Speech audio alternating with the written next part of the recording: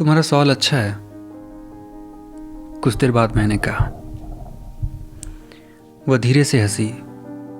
मैं जब आखिरी बार उसे मिली तब यही पहनी थी।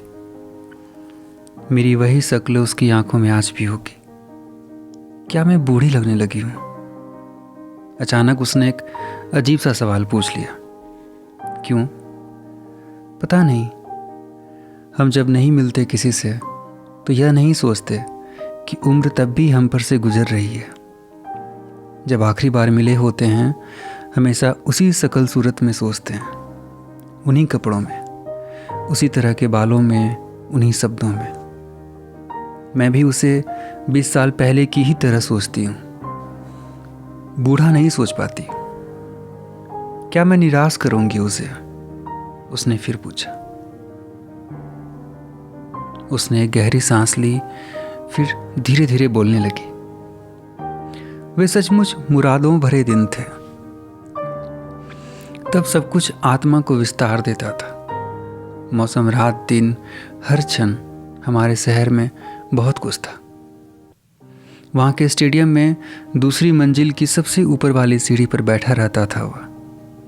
नीचे मैं बास्केटबॉल के कोर्ट में अकेली बॉल को बास्केट करने की प्रैक्टिस करती थी।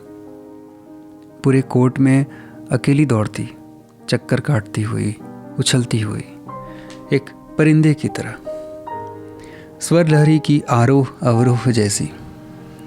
धीरे धीरे अंधेरा हो जाता, कोर्ट का बल्ब जल जाता, पीली रोशनी का एक घेरा बास्केट के नीचे बन जाता।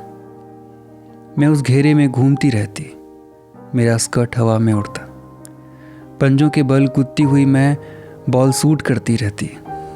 1 बार, 2 बार, 3 बार, सफलता, विजय, लक्ष्य, बस यही चाहिए होता था। कोर्ट में दौड़ती हुई मैं पसीने से भीग जाती थी, हाँफने लगती, मेरे बाल खुल जाते, मेरे होंठ सूखने लगते, पर मेरी वहशत कम नहीं होती। बीच बीच में मैं उसे देख लेती।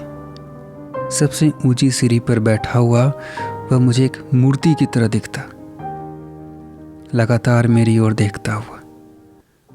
उसका देखना मेरे अंदर जैसे पंख उगा देता। मैं और तेजी से चक्कर लगाती और दूर से कोर्ट के सेंटर से बॉल शूट करती। वह कभी मुझे आने का इशारा नहीं करता। मैं थक कर गिरने लगती, तब थकती दौड़ती हुई स्टेडियम की सीढ़ियाँ चढ़ती और उसके पास जाकर बैठ जाती। हम तब शहर के एक कोने पर, शहर से बहुत ऊपर होते थे। शहर हमारी आंखों के नीचे रहता था। वह हाथ बढ़ाकर मुझे अपने कंधे से चिपका लेता। पसीने की बूंदों से भीगी मेरी देह धीरे धीरे सूखती रहती। मेरे माथे पर चिपके बाल वह हटाता, मेरे सूखे होठों को अपनी जीभ से गीला करता। हम चुपचाप उसी तरह बैठे शहर देखते रहते। वे पंख लगे दिन, हमारे प्यार, हमारी खुशियों के दिन थे। हम आसमानों में परिंदों की तरह उड़ सकते थे, चांद को ताबीज की तरह गले में लटका सकते थे।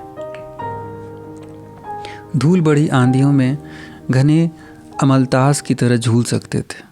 यह शक्ति, यह विश्वास हमें उन दिनों ने दिया था जो हमारे प्रेम करने के दिन थे। हमारे देह से पार होकर देह के साथ उड़ने के दिन थे। वे पवित्र, गंध भरे, मुट्ठियों में बंद हो जाने वाले दिन थे। उसकी आवाज़ धीरे धीरे टूटती गई। वह चुप हो गई। वह बैले नर्तक था। धीरे से फिर बोली वह। उसकी आवाज़ शांत और संयत थी।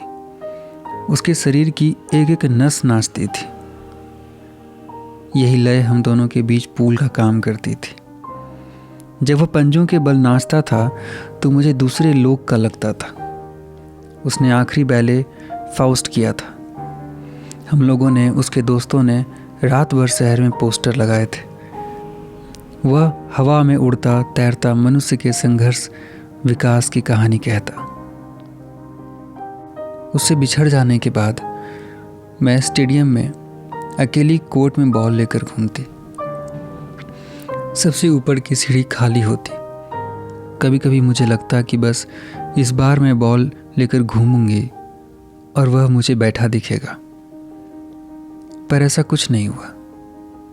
मैंने इस तरह उसका रोज इंतज़ार किया। 4 साल बाद मैंने वह शहर छोड़ दिया। वह एक क्षण चुप रही। अब वह कल आ रहा है। क्या मैं बूढ़ी लगती हूँ? उसने फिर वही सवाल किया। एक रात हम बहले से लौट रहे थे। बिना मेरी ओर देखे धीरे धीरे बोलने लगी वह बहुत थका हुआ था। पूरे 2 घंटे खाली पंजों के बल नाचा था। लंबी सुनसान सड़क थी। बारिश के दिन थे। गीली सड़क अंधेरे टूटे नीम के फूलों से भरी थी। चलते चलते अचानक वह रुक गया। मैं भी रुक गई। उसकी निगाहों में नाचती हुई लालसा थी, वैसे ही जैसे अभी तुम्हारी आंखों में है। एक लपट की तरह। वह कुछ नहीं बोला, पर उसके होंठ जल रहे थे।